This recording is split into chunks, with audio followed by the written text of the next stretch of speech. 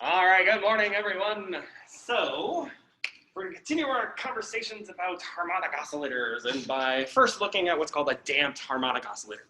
So it turns out most oscillators that we're going to find in nature actually aren't regular oscillators, meaning that they're not going to oscillate indefinitely forever. Most of them are going to be what's called damped, which means that they're going to eventually go to zero. So the oscillation amplitude will die down. Good example of that is your car. You have shocks in your car, you go over a bump, your car oscillates maybe once or twice, and that's about it. Except for the first car that I owned.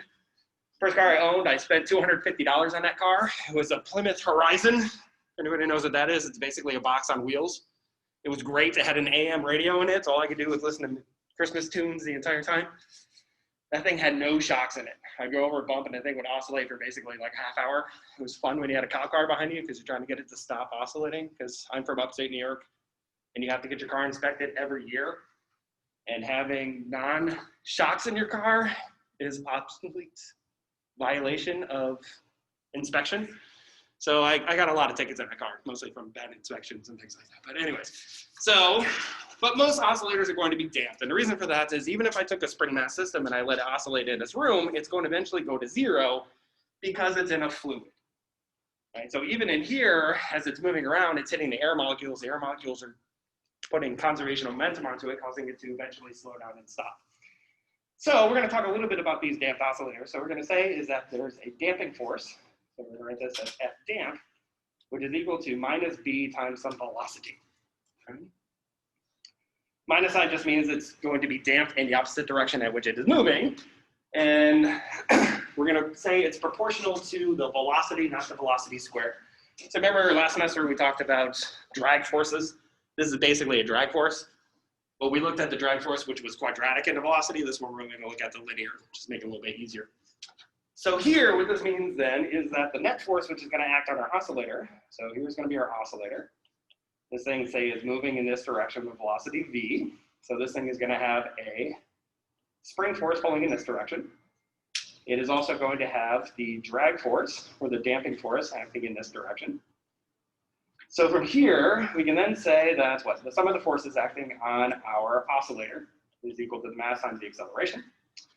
So from here, we have the spring force plus the damping force is equal to ma. Or our damping force, or our spring force, is, we get minus k times x, that's just Hooke's law, minus then b times v, which is then equal to m times n. Now, let's say this is all moving in one direction, so let's take that the positive x direction is this way. So I'm just going to write this as I'm going to drop those vector signs. Now, we know by definition, velocity is simply equal to the first derivative of position. We know the acceleration is equal to the second derivative of position, which means that we can rewrite this then as the mass times the second derivative of position with respect to time, plus b times the first derivative of the position with respect to time, plus k times x is then equal to 0. This is typically the equation of a damped harmonic oscillator, something which has a linear damping term to it. So it's the mass times the second derivative of the position with respect to time, plus, that actually looks like a plus. There we go. The damping constant times then the velocities of the first derivative plus, oops, sorry, that should be a k, not a b. There we go. The spring constant times the position then is equal to 0. Now, to solve this thing is actually pretty complicated to solve. This is what's known as a second order differential equation. To solve this thing, you have to know basically the size of k and b and m all relative to each other. Turns out there is no real general solution for this. There are actually 3 possible solutions, depending on the size of these things. So let's talk about these 3 different possible solutions. Solution number 1. Solution number 1 is when k divided by m is greater than b squared divided by 4 times m squared. This situation is what's known as underdamped. What happens in an underdamped situation is the amplitude exponentially decreases, but you get a lot of oscillations as this occurs. Okay? So basically what happens is, if I plotted the position of this thing as a function of time, you get an overall exponential decay, but you still get a lot of oscillations. This thing is basically going to do something like this. So eventually this thing will go to 0, but you get a lot of oscillations as this thing exponentially decays. This was my old car. My Plymouth Horizon that I love that car, spent $250 on. This is what this thing did. As I went down the road, it slowly exponentially decayed, and I just sat there oscillating for a very long time. Case number 2. Here, K over M is equal to B squared divided by 4M squared. This is what's known as critically damped.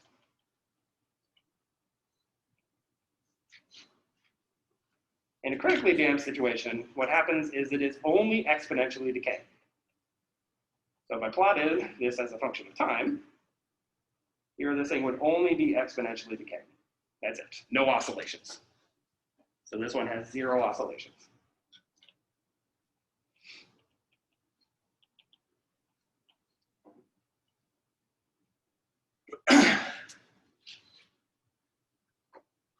The third case, and I should probably say critically damped is what your car actually should be. So typically what happens if you go over a bump, your car should go straight to not oscillating. This was say you have good shocks. If you have not so great shocks, you might oscillate once or twice. So it's going to be underdamped, but you'd still be exponentially decreasing rather quickly. Case number 3 is when B squared divided by 4M squared is actually greater than K divided by M. This is what's known as overdamped. What happens in overdamping is actually a little bit weird. What happens is you actually get two exponential terms, but what happens is one of those exponential terms is decaying while the other one is actually growing. So what happens in this case is the damping is so much that the damping actually overcompensates and actually becomes a driving force as well. So what happens in overdamping is you get an exponential decay, but simultaneously get an exponential increase, which causes it to actually exponentially decay slower than what it does for a critically damped. So the damping becomes so much that the damping actually acts as a secondary driving term, which actually causes it to try to exponentially increase, but it's still subdominant to that exponential decay. Okay. So what happens in this case is you still, if I plot this thing as a function of time, I would still get exponential decay, but this thing is going to exponentially decay much slower. So meaning if I plotted all three of these at the same time, we have something I didn't actually draw by hand, I would get this. So the blue curve here is actually the underdamped. So again, this is when you have the exponential decaying. It actually decays at exactly the same rate as the critically damped, but you get oscillations as well. Okay, so this is your underdamped. The kind of pinkish reddish curve here, that is your critically damped. So that is purely exponential decay. And then the yellowish curve here, this is the overdamped. So again, what's happening is you get one term which is trying to exponentially decay, you get another term which is trying to exponentially increase. So you get a competition between those two, which is causing it to not decay quite as rapidly, but it still overall ends up decaying. Okay, so that term is actually much bigger. So the problem with damped harmonic oscillation is we can't just write down one equation for that like we can with harmonic oscillation, because there are three different cases. You would have to know exactly how these things relate to each other to know which one we're actually talking about. So as far as exams are concerned and homework is concerned, we're not going to do any problems with these, but I just want to talk about them and let you know about them because we do have to know about these things.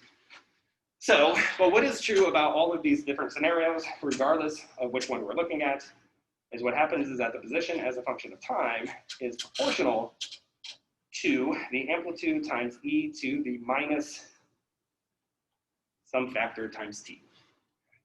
So I can call that alpha. So what happens is in all three of these cases, the position as a function of time exponentially decreases as time goes on. This is true for each one of them. For all the different cases, case 2, this is all you get. Case 1, you get a sine term attached to that.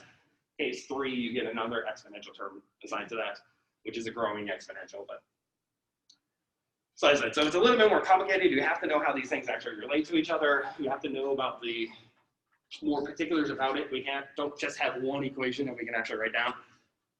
So I think your book actually does talk about it, but it only looks at one of the cases. It doesn't actually do all three cases. So that's why we're going to talk about all three cases.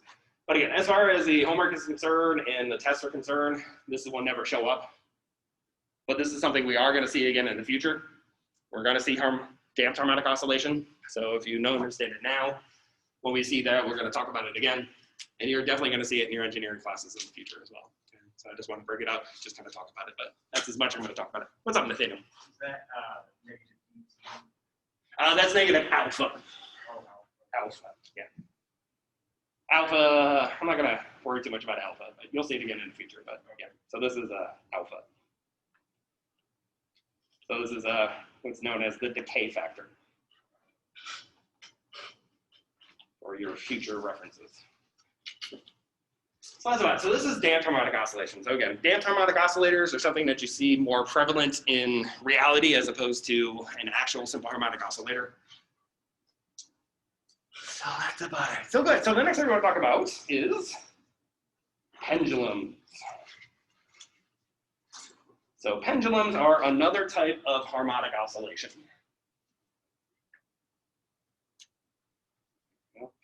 It turns out that there are typically two types of pendulums.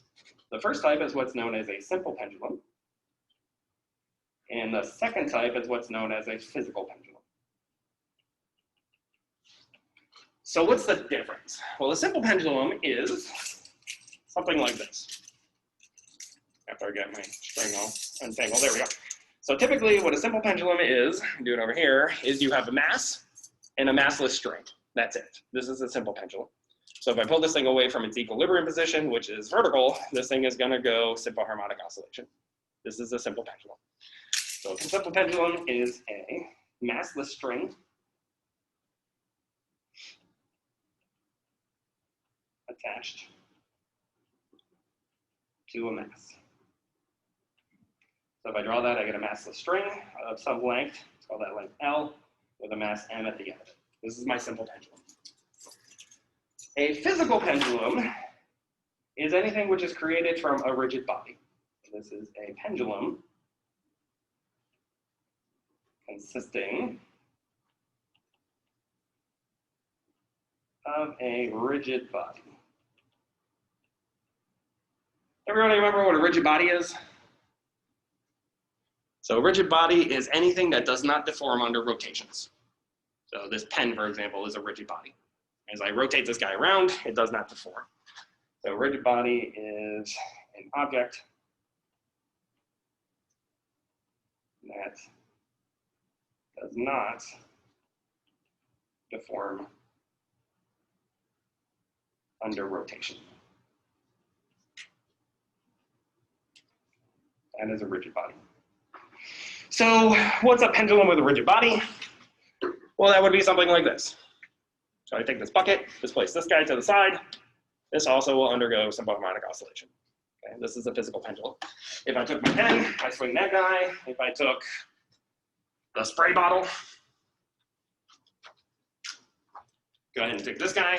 Again, put that here, displace it to the side, harmonic oscillation. So it's anything which will end up going under harmonic oscillation, which basically means that it's a rigid body which is not pivoted at its center of mass. That's basically all it means. Because if it's pivoted at the center of mass, it will never undergo harmonic oscillation. So anything that is pivoted at some point other than its center of mass will end up going under harmonic oscillation. Okay? So what we want to know then for each one of these situations is, what is the angular frequency? What is omega? Because, as we talked about a little bit yesterday, once we know omega, we then know everything else about the system. We know where it is as a function of time, we know its maximum acceleration, we know its maximum velocity, we know its energy, we know everything based off of that omega. So the only thing we have to know is, what is omega? So let's do that. So let's first look at the simple pendulum.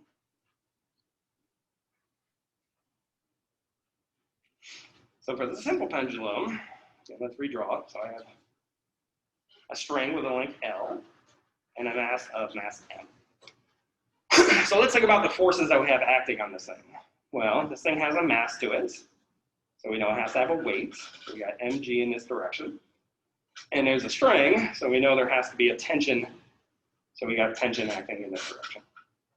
Remind me, did we call tension Ft or just T? Just T? Let's call it T. Tension.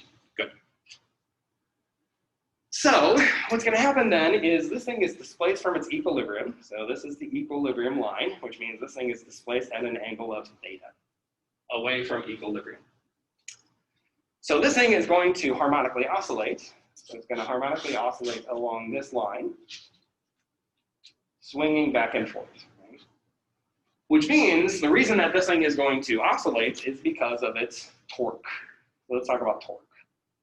So here we want to do the sum of the torques is equal to the moment of inertia times the angular acceleration. We're going to take the sum of the torques about this position. So, anybody remember what torque is by definition?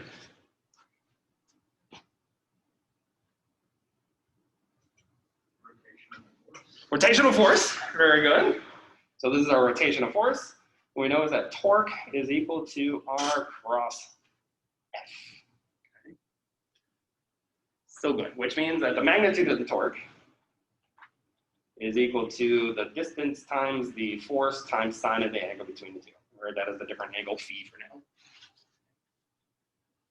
So good. So what we have here are two forces, right? We have the gravitational force pulling down in this direction. We have the tension pulling off in this direction. So which one of these forces is the one which is going to cause a torque? Is it going to be both of them? One of them? What do you think? So which one, when I take my keys here and I simply pull it to the side and I let it go, which one is causing the torque? Which one is causing the oscillation? Is it the tension, the weight, or both of them? What do you think?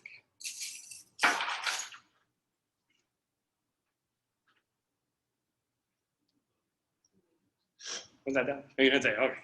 Thought I heard grumbling over this side. The weight, right? I know that's because, but in this case, the R vector is the vector which is going to point, use gray in this case. So in this case, R vector is the one which is pointing from here, the pivot point, to the mass, right? This is my R vector. In this case, the tension is anti-parallel to the R vector, which means the sine of the angle between the two is going to be sine of 180 degrees, but what sine of 180 degrees? 0, right? So from this, what this means then is it can't be the tension, which is actually causing the torque. The only thing that can be is the mass of the keys when it is away from equilibrium. Because when it's at equilibrium, there is no torque. But once I move it to the side, now what's happening is what? Here, when it's like this, R vector points this way, mg points this way, angle between the two is 0, therefore no torque. But once I pull it this way, what's happening now is R vector points this way, but mg points this way, so now there's an angle between the two, and it's that angle which is actually causing the torque. So the only thing that's causing the torque here is actually the torque from the weight. And that's it. So here, we can then rewrite this then as R. So R is simply going to be the length of the cord times the force, where force is simply mg, times sine of the angle. So what's happening here is R points, oops, a little bit better. R points this way, mg points this way. So this angle here is exactly the same as the angle at which it is being displaced at. So this angle here is the same as this angle, so that's going to be the sine of that angle. This then is equal to I times alpha, but I also get a negative sign out here because it's a restoring force. Okay? Now, the moment of inertia though, I, is equal to the mass times the length squared because this guy is simply a point particle. So this is a point particle.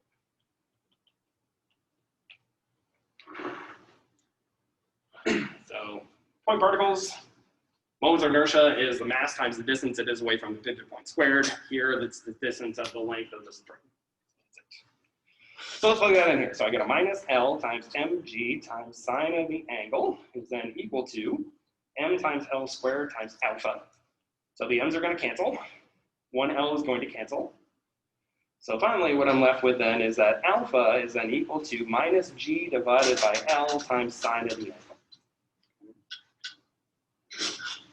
So I just took this L divided over here, so I get minus g over L. Sine of the angle then is equal to alpha. Now, remember what we talked about yesterday? What we said was that what we want to do to determine the angular frequency is we have to rewrite the acceleration, in this case the angular acceleration, to look something like minus omega squared times the angle theta.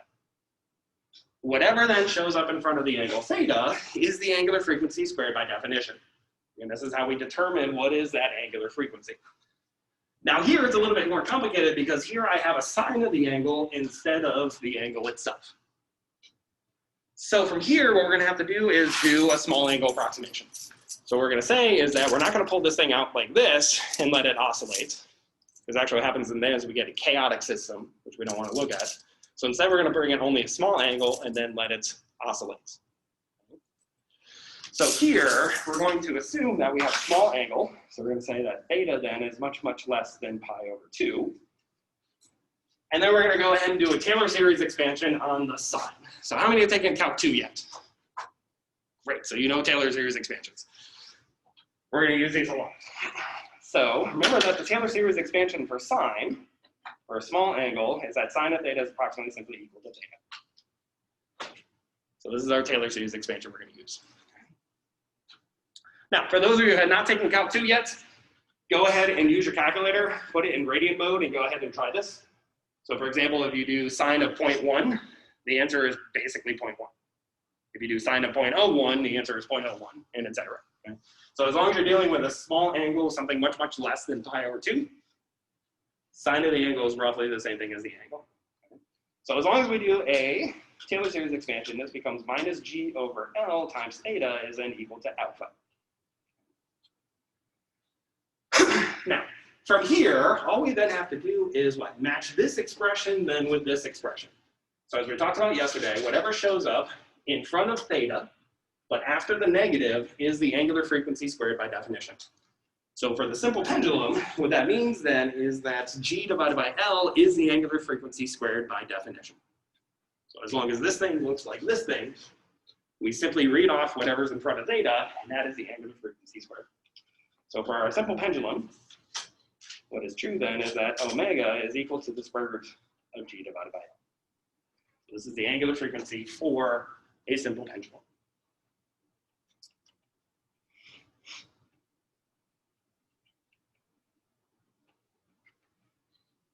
Okay? We'll do another one soon to get a little more use of this, but. So let's do an example. So this example says that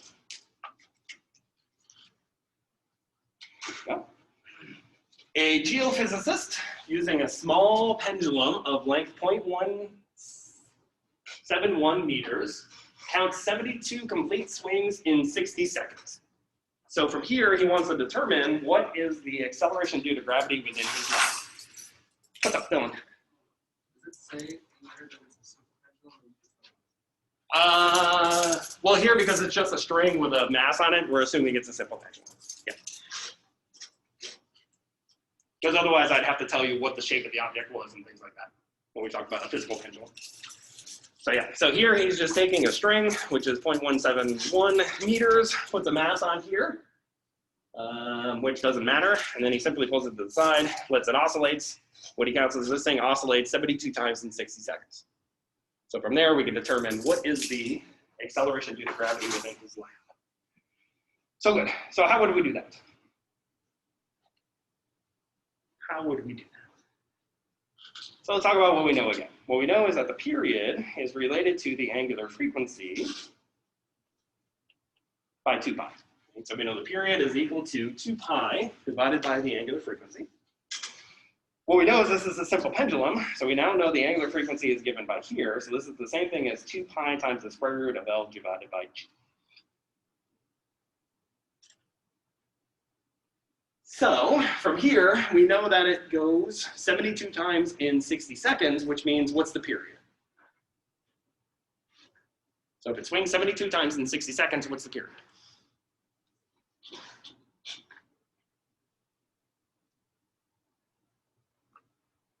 What do we do in lab? In lab, we let it go 52 oscillations, or 50 oscillations, measured the time. So how do we get the period?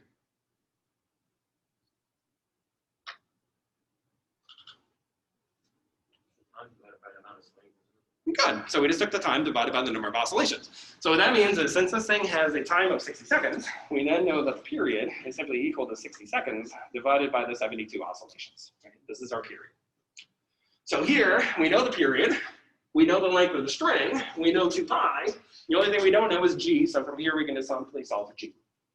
So let's do that. Let's square both sides. We get the period squared then is equal to 4 times pi squared times L divided by g, which means g then is simply equal to 4 times pi squared times the length divided by the period squared.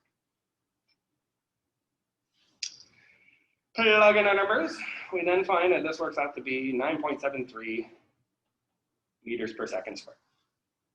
So within this geophysicist lab, he measures the acceleration due to gravity as 9.73 meters per second squared. What's the average accepted value for g? 9.8. So is that relatively close? Yeah, I mean, that's a reasonable amount. Good. So these are simple pendulums. So now let's talk about physical pendulum. Let's look at a physical pendulum. So physical pendulum, we're going to look at basically the same thing. So here's my physical pendulum. There's my blob. Let's say here's my pivot point up here. Those are my pivot points. This is the equilibrium position, meaning this thing is displaced here at some angle of theta. And let's say this is the location of the center of mass. So this is our center of mass. So good. So let's put in some other values. So let's say the distance from the center of mass to the pivot point is a distance of d. So that's going to be the distance little d. And we know, again, mg is going to pull it down in this direction. So that simply means that if I have this thing here, center mass is somewhere down here. So the distance d then is the distance from my fingers to the location of the center mass. That's d. This thing has some sort of moment of inertia. So I'm simply going to displace this thing and then again let it harmonically oscillate. So again, same thing as we did before. We can then say that the sum of the torques about the pivot point is equal to the moment of inertia about that pivot point times then the angular acceleration. The only thing causing a torque here is the weight. So again, we're going to get negative the distance, which is d, times the force, which is the weight, times sine of the angle, because again, the r vector in this case points in this way. This is r. Force is down in this direction, which means this angle here again is exactly the same as the angle at which is being displaced from equilibrium. That's then all equal to the moment of inertia about the pivot point, equal then to the angular acceleration. So from here, we're going to do the same thing as before. We're going to use the small angle approximation. So we're going to assume that the angle is much, much less than pi over 2. So that sine of the angle is approximately equal to the angle. So we're going to rewrite this then as minus d times mg divided by the moment of inertia about that pivot point times the angle then is equal to the angular acceleration.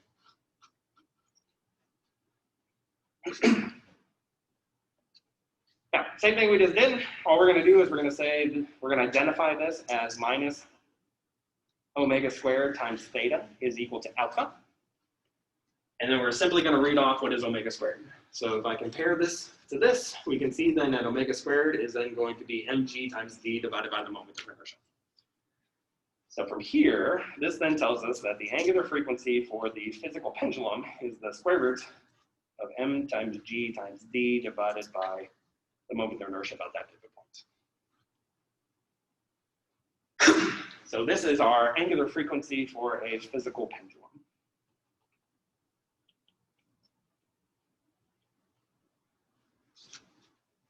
And then after we do this next example, I'll kind of recap all this stuff to really let all this stuff kind of sink in a little bit.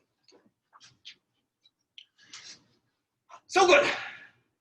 So now, as long as we have a physical pendulum, our angular frequency is now the mass, which is the total mass of this object, times g times d, where again, d is the distance from the pivot point to the location of the center of mass, divided by the moment of inertia about the pivot point. Not about the center of mass, but about the pivot point. That means that we're probably going to have to use at some point, which I'm going to remind you now, of the parallel axis theorem.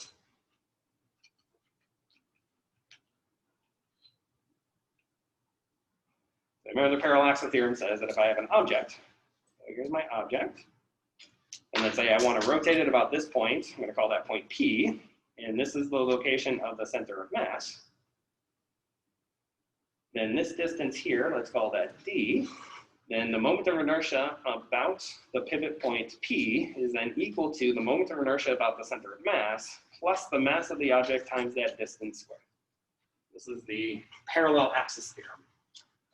So all this thing says is that if I want to know the moment of inertia about any other point other than the center of mass, all I need to know is what is the moment of inertia about the center of mass and the distance I am away from that center of mass, and then I can find the new moment of inertia. Okay? Now again, the only caveat here is, as it says, the axis has to be parallel to that of the center of mass. If it was perpendicular, it's a whole different expression. You guys will learn that when you get into engineering. It's called the perpendicular axis theorem. So let's do an example. So this example says that we have a plywood disc of radius 20 centimeters and a mass of 3 kilograms, has a small hole drilled through it 2 centimeters from its edge. I'll draw this in just a second. It's then hung on the wall by means of a metal pin through the hole and is used as a pendulum. So what is the period of the pendulum? So let's draw it. So here is my disc. This thing has a radius of r, where r we know is equal to 20 centimeters. Thing has a mass of m, which is equal to 3 kilograms. And we also know that we're going to hang this thing by a small hole here. So this is the location of the hole, where that hole is this distance, let's call that x, where x is equal to 2 centimeters away from the side. So let me put this in a little bit of context. Let's say, I don't know, Jake.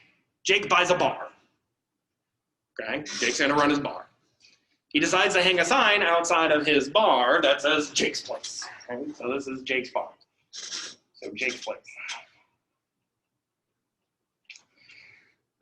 As that sign is hanging there, a wind comes through, so let's say wind blows in this direction, causes the sign to be pushed. What happens to the sign? It undergoes harmonic oscillation. That's it. So all we want to know is, what is the period of oscillation of Jake's sign that he hangs outside of his bar? So what is that period of oscillation? So, well, just like we did in the previous problem, we know the period then is equal to 2 pi divided by the angular frequency.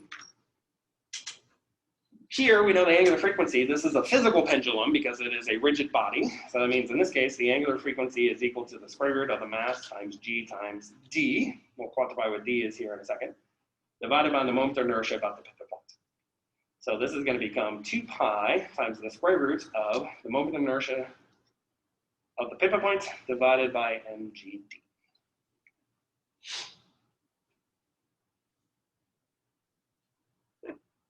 Notice the screen is also oscillating.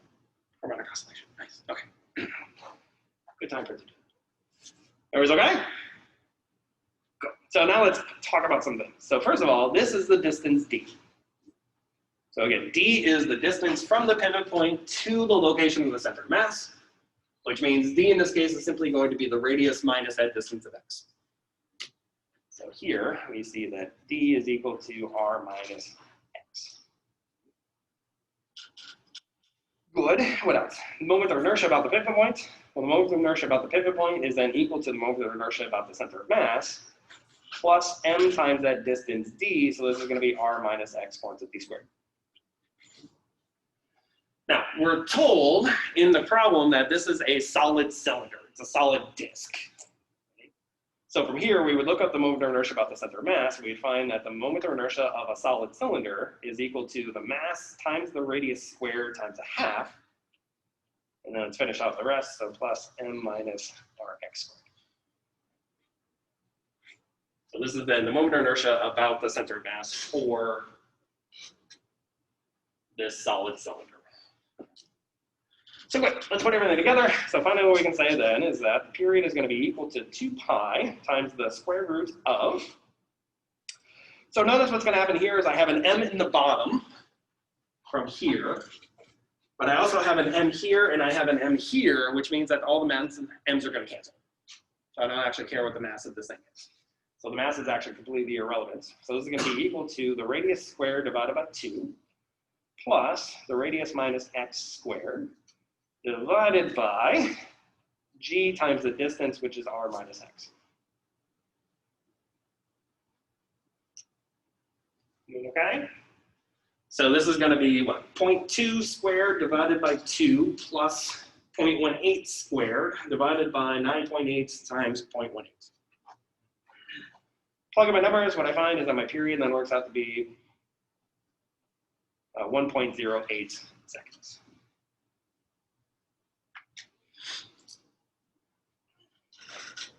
Okay? What's up, Dylan?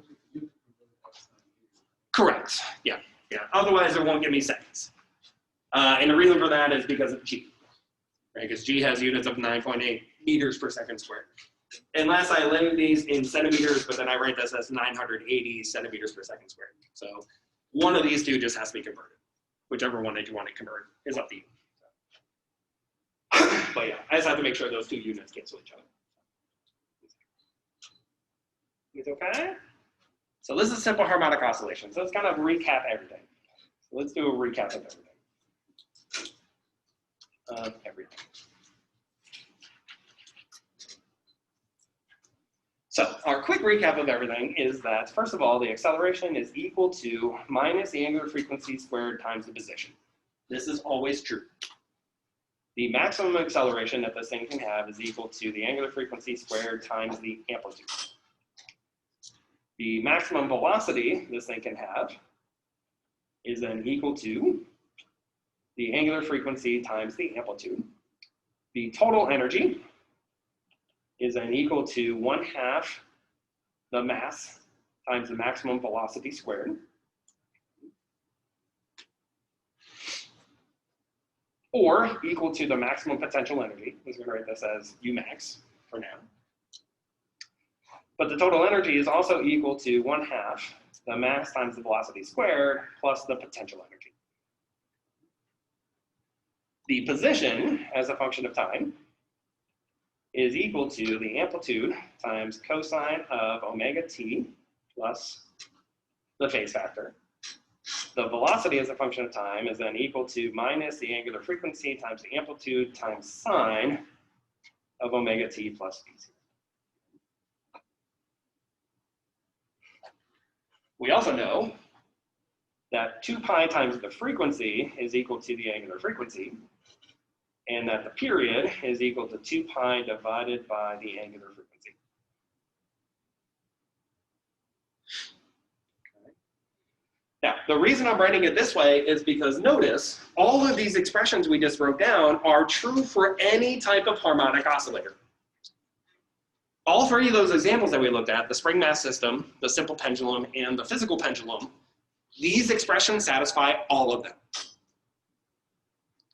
These are general. The only thing I have to know is, what is omega?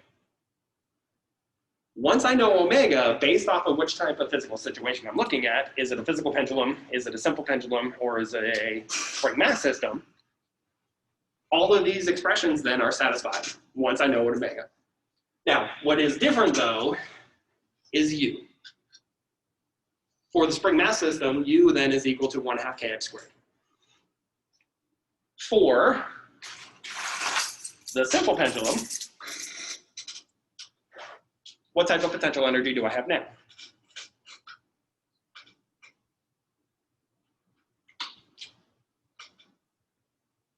Gravitational. Gravitational, thank you. we have gravitational. So for the spring mass system, this is simply 1/2 kx squared. Here, this is 1/2 ka squared. But then for the simple pendulum and the physical pendulum, this is simply mg. Typically times some L minus cosine of theta and things like that, but this is just gravitational.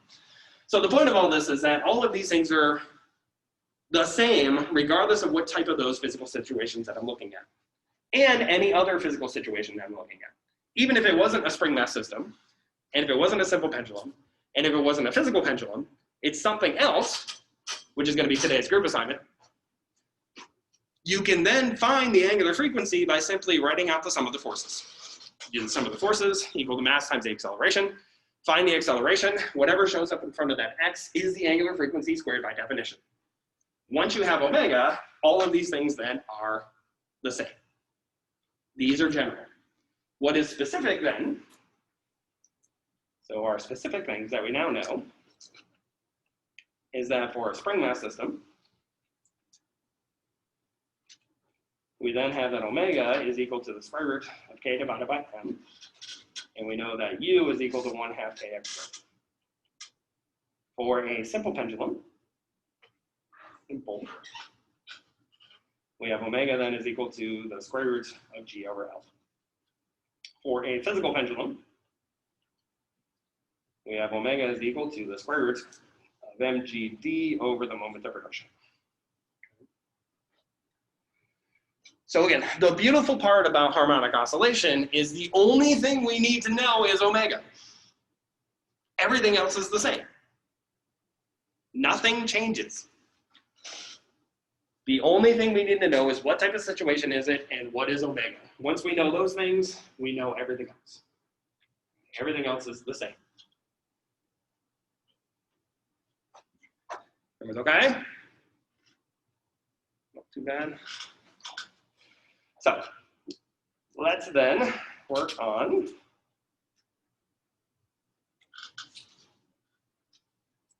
let's get this thing started. Where is it? There we go. Let's bring up the first group assignments. So this says that we have an object which has a length of L along the vertical direction, a mass of M, and a cross-sectional area of A, floats upright in a fluid of some density rho.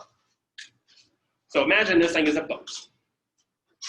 Okay, the boat is initially sitting on the water, and then what you want to do then is, since the boat is sitting inside the water, you want to know what is the equilibrium height, which is inside of the water. Okay, I'll draw the picture in a second. Then you get into the boat. So here I'm going to apply a force downward onto the boat. What happens to the boat when you get into it? It gets pushed down. Good. So now you're standing in the boat. The boat is now in a farther equilibrium because now more of the boat is underneath the water. And then what do? You jump out. Okay. You want to get wet. It's hot outside. What happens to the boat? Goes up and then undergoes simple harmonic oscillation.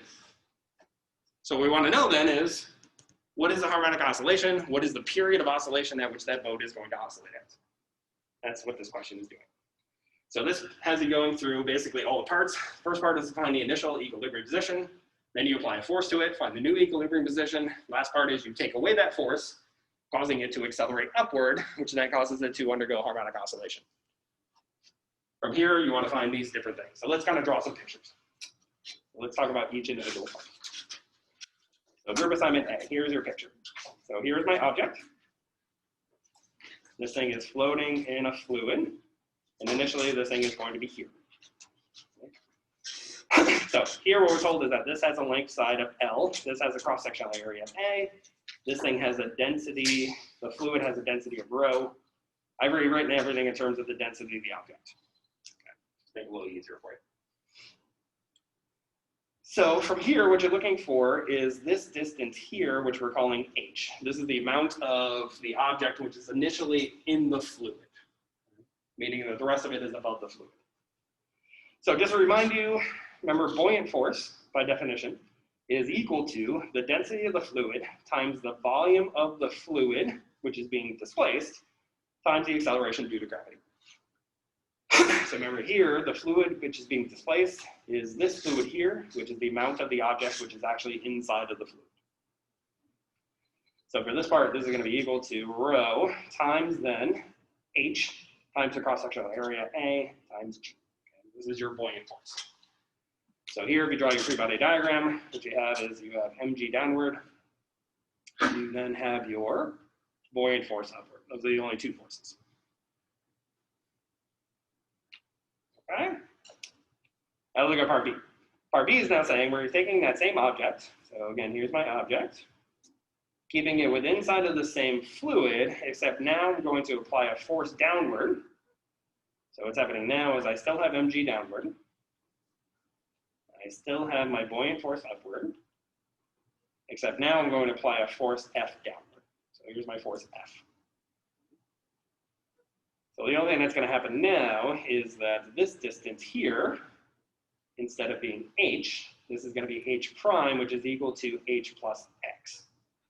Where this small distance here is x. This is the increased amount at which it is going to go under the fluid. So what you're looking for here is, I believe, what is x? Okay? So here, the only thing that's different is now your buoyant force is going to increase.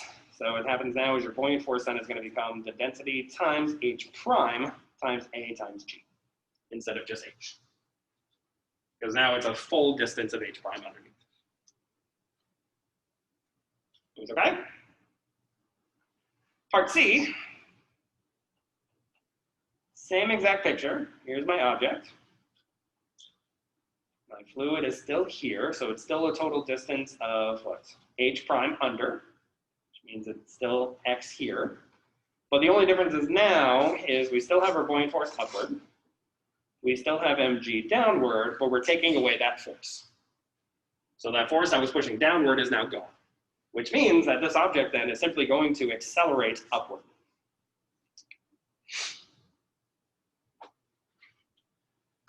So basically, for this one, what's going to happen then is instead of the sum of the forces equal to 0, you now have the sum of the forces equal to ma.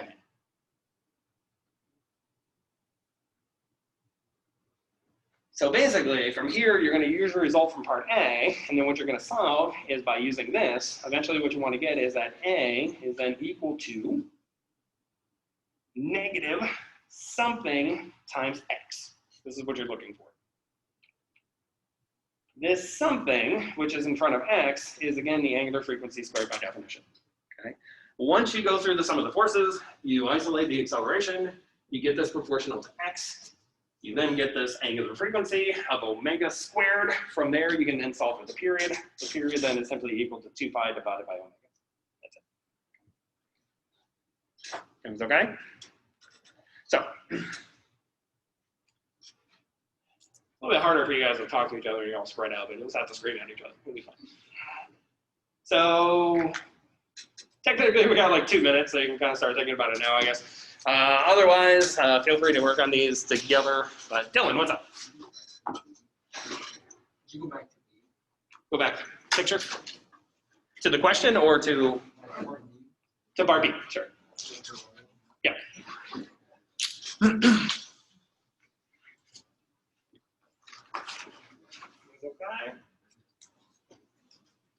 Okay. So again, for those of you who haven't had me before, what you do is you basically work on these and try to get the right solution, but if you don't, it doesn't really matter that much. And then you'll turn in a copy of this on the day of the exam, and you'll get a point of extra credit for just working on this.